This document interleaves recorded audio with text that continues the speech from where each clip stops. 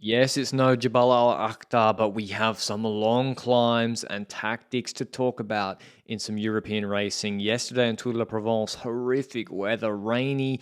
There was a breakaway that wasn't brought back. Mattia Bice was beaten by Arnaud Tendon from Van Rysel in the sprint. Today we had the Montagne de Lourdes 14K, 6.5% stage. I didn't think it was going to happen. I mean, I'm freezing my toes off trying to make this video. I'm up here in Andorra, it's -10, just about. It was freezing conditions at the top. I thought it might get snowed off. It didn't.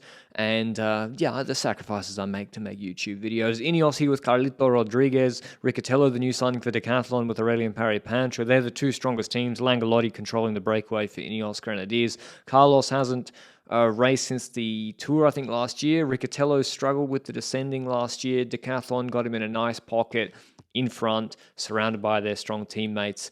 They kept him safe, and even they created a split on the descent before the final climb. They were smashing on the flat. Rodriguez made it, so no issues with the two-stage favourites. The curiosity started at the beginning. Now, AJ August, he's in good shape, as he showed in Spain the other day. He starts pulling, and then Riccatello looks behind for APP to close it, and APP closes it. I mean, and draft is huge. There's wind today. It's 6%. The speeds these guys go. Draft is huge. Riccatello finds him on the front again. He waves Ineos through. And at this point, I'm thinking, Ineos got to start to work Decathlon over. I mean, that's what you do. When Decathlon are losing numbers, just eke out a 1% and make APP close it again. Or make Riccatello sit second wheel and eat the draft. He doesn't want to sit second because you eat more wind there. Not make him sit there. Make APP sit there. They close it to August, or just let August go up the road. And yeah, it's not a huge mistake. August starts shredding, and then he probably realized, Laurence is on the limit, so Laurence is then going to pull, and they slowed down a bit. Ineos got 4, so it's Laurence, the puncher, then August. Rivera is going to be the last man for Carlos Rodriguez, and then it's APP in front of Riccatello. That's also an issue. Now, 5th and 6th, the draft isn't so different. The draft is different if someone drops the wheel in front of you, so actually you want your strongest climber on the wheel of the person you think is going to attack. So actually, Riccatello should be sitting in front of APP on the wheel of Carlos Rodriguez. August takes over again. He starts to really wind it up. Drops well, pulls, and it's hard to drop people on 5, 6, 6.5%. You really have to ride hard. Guillaume Martin dropped. The Astana boys, Clément Champoussin starting to get dropped. Mario dropped. Nicolas Brouillard on Total quite good. But now Rivera takes over. It's 5. It's Rivera doing the last launch. Carlos Rodriguez, APP, he's struggling. He's got his Gurn face on. Then Riccatello and Brouillard. Champoussin's coming back a little bit. And so the pace kind of drops, actually. You see, yeah, Champoussin nearly makes contact. Then Rivera winds it up again. We all know what's coming. 3.8 Ks to go. Rodriguez launches. And this is where the positioning really matters. APP looks back once. Warning signs. And he's not strong enough to bring Riccatello up to Rodriguez to his wheel. Riccatello, he's small. He's got no explosivity. Carlos Rodriguez, much the same. Now, APP gives the chicken wing on the right side to Riccatello. He thinks he's going to come underneath him in the corner. Riccatello gets stuck on the outside. That puts another couple of bike lengths difference. And now instead of just being straight on the wheel, and yeah, because Rodriguez, he's not attacking at 1,000 watts peak. He's attacking, at a steady peak, lifting the pace that Riccatello could have been in the wheel comfortably in. Because of that gap, he has to spend a kilometer chasing just because of that slight difference in positioning on the climb that he wouldn't have. He would have been straight in the wheel, I'm sure, and there would have been no gap in the first place. Anyway, he closes it, and now advantage to Decathlon.